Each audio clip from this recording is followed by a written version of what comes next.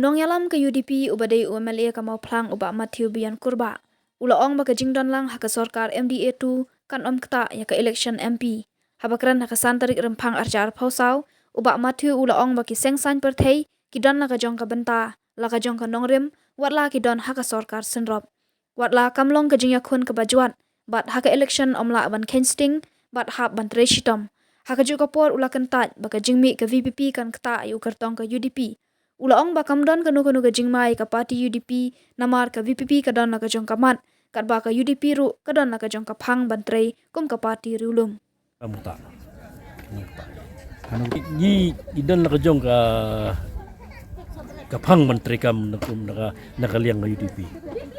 Ni support ya ka parti ya ka NPP ba sarkar.